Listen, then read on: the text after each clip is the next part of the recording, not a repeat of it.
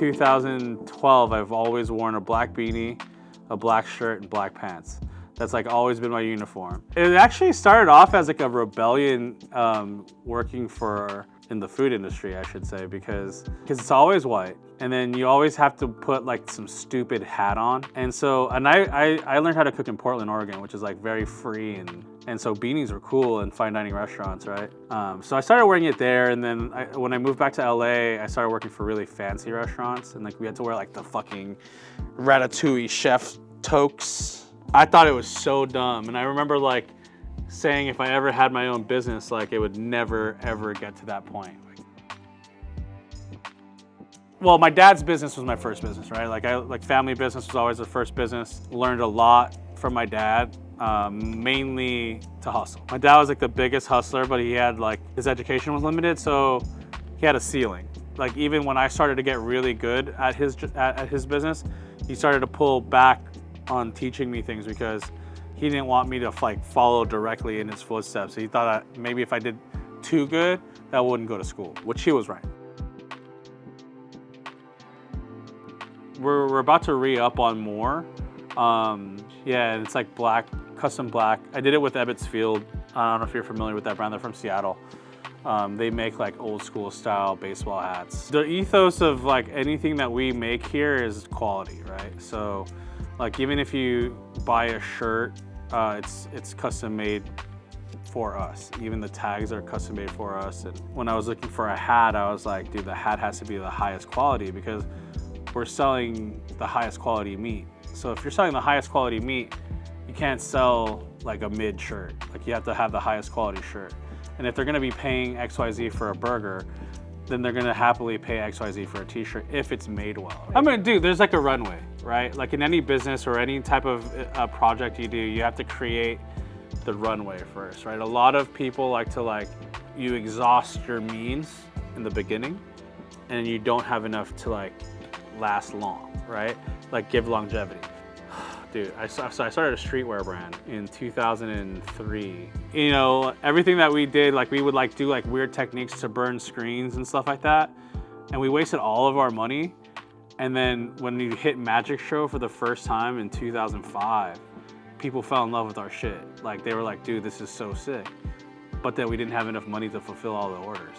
So we really went out of business on our first shop because we spent way too much money. And so I learned a lot from then. That was one of the biggest failures of my life because I put a lot of my rep into that brand.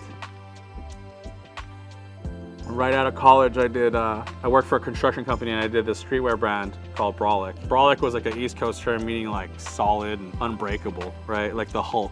Dude, we were slap taggers. We literally would flood the streets. They wrote about us in streetwear blogs, who the fuck is this guy? And then again, we started to release shirts on our website.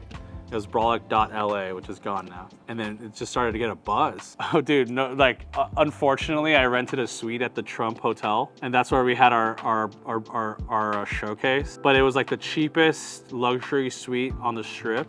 They were letting people up and down without having to scan your card first. So we can have guests come up and down as much as possible. I think we had 37 stores committed and none of them wanted to pay down payments. Because we thought if they paid down payments, we would use a down payment to fund the run and then they'd have to cover. But since we're a new brand, they were like, no, we pay on delivery. And so we had all these orders and I was like, dude, this is $350,000 in sales. And I was trying to get someone to fund me, but we were 19 years old and no one was yeah, I'm gonna give you $500,000 to do this. You know what I mean? So literally we had to walk back to every one of our clients with our tail between our legs and be like, look, we want to produce this stuff, but we can't. And so I learned a lot. I was bitter. I spent a lot of time on that brand and so I just left it behind me. And that's when I really went back to cooking because I was like, dude, I still need to learn. I'm over here trying to jump before I knew how to run. And so I went and I literally left the city of LA and went to Portland. Growing up in Pico Rivera in the 80s and 90s was the greatest city ever, dude. It was a lawless town. You could literally tag a wall in broad daylight back then. And like cruising was such a culture that like we lived in our cars. And then like we were run by the sheriffs and not like the local police department. So the sheriffs were really lenient. They got to know us. If you're like 16 and you're downing a 40 at like 10 o'clock at night on the street, they're not gonna arrest you. They're gonna tell you you're stupid and that you should wise up. You know what I mean? So it was like a really great era. I grew up in a predominantly Chicano neighborhood. When we first moved there, it was predominantly Chicano. And then after those people moved out, like more Filipinos started to move in. So like there was like a little Filipino community that was in like the middle of Pico Rivera. So like growing up, all my friends were either Mexican American or Filipino. And then I went to the Mexican American schools and they went to private schools. So like I didn't really grow up with the Filipinos, but every like Friday, Saturday, Sunday, we would like all be in the same neighborhood and play ball together. Coachella is war. Coachella, but like it's funny to say that it's war because they don't see the side that we see. Everyone sees the ones like in the fairground. We were back of house, so we got to see everything behind the gates, and it was fucking chaos, bro. Like we did it every year for 9 years. Every year, it's us versus them. You know what I mean? Anyone who did Coachella with me, I fuck with so hard, dude. You really become a band of like thieves together when you do it. I can't stress enough how crazy it was. Yeah, it's like talk about this till this day. The reason why I don't do it anymore is because the infrastructure is so terrible. Like I'm probably gonna get in trouble for saying this, but it's like, dude, like there's no security. No one but then like you have like, you know, this is pre-COVID because I haven't done it since COVID, but like pre-COVID, like we were able to take cash at these things, and a lot of people were just bringing cash, right? And so like we're literally like, dude, like I have a fucking backpack full of money, but I still want to go see Drake, and it's like I gotta walk around with fucking 30 racks in my bag, and like I hope I don't get robbed. You know what I mean? Like there's no security.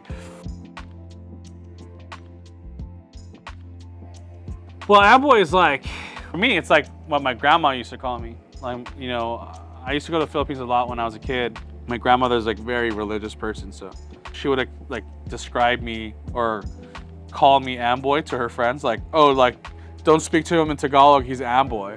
You know, but I knew how to speak it, I just didn't speak it the way they did.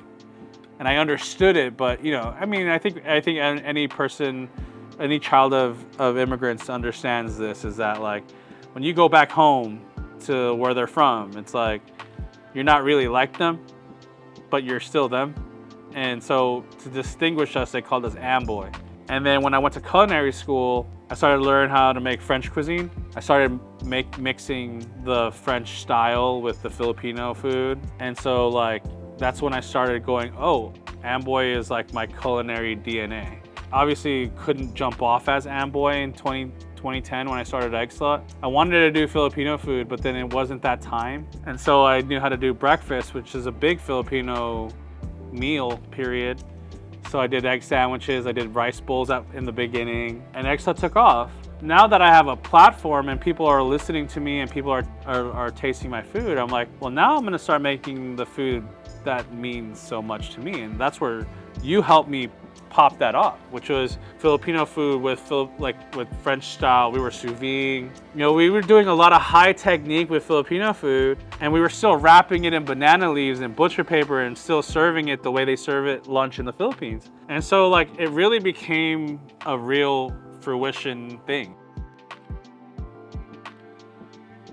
Yeah, that's when it started. Then I wrote a book called Amboy. Yeah, we did Amboy in Chinatown. It was Filipino food. It was fucking delicious. People loved it. And then I had the opportunity to move to New York. And then in New York, I got asked to do Bob's Burgers there. Yeah, so we did the Bob's Burger pop-up here. And then I became like the culinary like guru for Bob's Burgers at that point. And then next thing you know, I'm hosting this show called The Burger Show. Now, like, you know, we're getting like popular through this burger show. We're getting like trending YouTube videos and all that stuff. And then now I'm the burger guy, right? Or COVID hit and then we moved back to LA. You know, I was like, well, I have this space, the former Chego space. What am I gonna do with it besides film the burger show in there?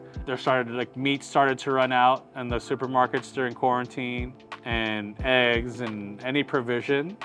And so we created a store that sold raw meat and eggs and toilet paper and all that shit because we have the ways to get it, right? And so we would have people come in every 15 minutes as like a one-on-one appointment so that we could have like social distancing. And once that started to light up, they're like, yo, man, like I'm tired of these raw burger kits. I keep messing them up at home. Why don't you cook a burger and we'll buy it from you? So I started making hot burgers. And then within a week, we got reviewed by the LA Times and people are like, Alvin's back in LA where he's making burgers, check this out. And we haven't skipped a beat since. So it's like Amboy the brand turned into a burger joint through COVID. Yeah, but since I'm Filipino, I'm still the one cooking it. Literally, like before you walked up on me, I was in the kitchen. So it's like it's still Amboy. Like it's still the DNA of the brand. It's just that out of something so crazy, something like this occurred, and we're busy, and I'm thankful for that. You know. Well, it goes through. I mean, you see, we mood board everything, man. Like. It just goes through experience, dude. Like, I realized for a really long time, like, you could call something, like, Amboy is an obscure thing. Like, it's not like a part of your vernacular, right? It's just like, Amboy is what we call each other. So if you know about it, you know about it. So I ended up putting quality meats and delicious burgers because I'm tired of trying to explain what a brand is about, right? So, like, I put that in the brand. And so, like, you know, and obviously you want to do something timeless because you have to think about the future, right? Like you can't have it can't be graffiti because graffiti is so fleeting, right? Like styles change all the time. Me and Wyatt, who does my branding, he understands my style. You know, we wanted to do something timeless, old LA, because Chinatown is an old school LA district, right? It's still untouched by time. It's still fucking as great as it was before. We wanted to match that aesthetic and we didn't want to be brand new. So we wanted it to be like, if you walk by, it looks like it's been there forever. That's how we chose the font. And then Amboy used to be a straight pennant. Like the logo was like very one-dimensional. And then during the George Floyd stuff, I was like, fuck it, like this is bullshit. Let's make it a black flag, but waving as if we're running forward. And so that's where the pennant comes from. Because it also will, like 10, 20 years from now, when that brand is out there, it tells a story without telling a story. You know what I mean? Like, I know it.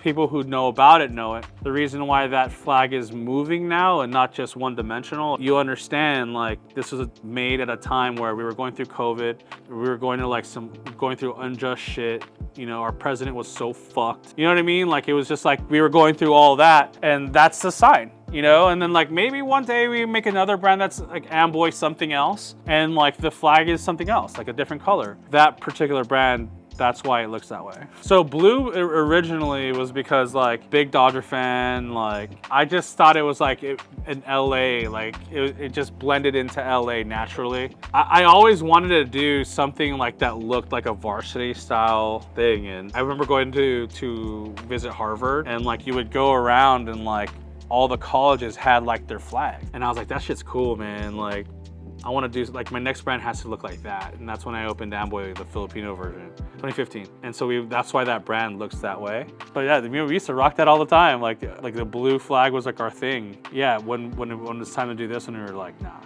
like it's gonna be black.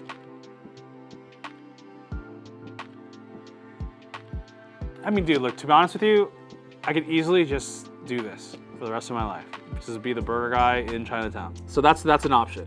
I still have time. I'm still young, you know, youngish. So, you know, we're looking at certain places to open, but not Los Angeles. We're looking at like West Covina, San Gabriel Valley, because I feel like that's where like my people have moved to.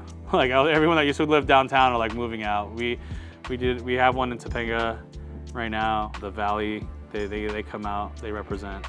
And then we're also at LAFC. I love the LAFC. They asked us to be a part of it, and I'm like, hell yeah, dude. You know, like you get a call to like support your favorite fucking football team or soccer team, and you're like, yeah. And I don't even do it for money, man. Like it's not even worth. I'm glad to be a part of it. It's cool. So you know, now I have the freedom, and also I have no partners. So it's like I have the freedom to do whatever the fuck I want, and then I love that autonomy, man. It's great.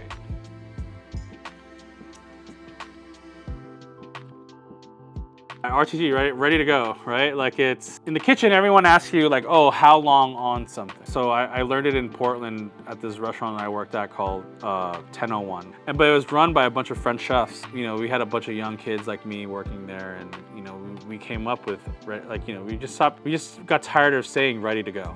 And RTG sounds so much better. Like we would just be like, you know, how long on a steak? And it would be like two minutes RTG. And then it'd be like 1 minute RTG, and then it'd be RTG. So it was like kind of like a countdown. And honestly, till this day, like in next door, we still say it. Like it's just come and it's just stuck. It became like, you know, the word to say. Honestly, it's like it's also an effective communication tool, right?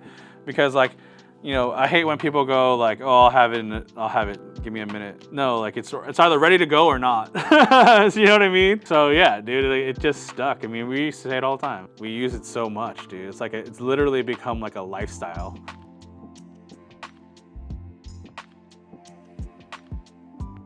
If I had a chance to talk to myself at 18 years old, it'd be, shit ain't fast, man.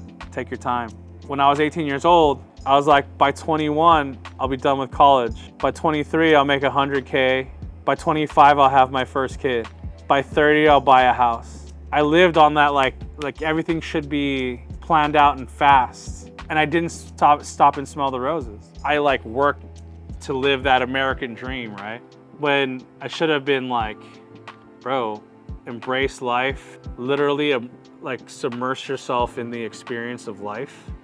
And then and be good, like be good to people. Cause like at the end of the day, like you could do all that, but be an asshole and no one will ever fucking take care of you. I think if I was to tell my 18-year-old self, just be like, yo man, like take your time and learn as much as possible and be the best human being you could be to your friends and family.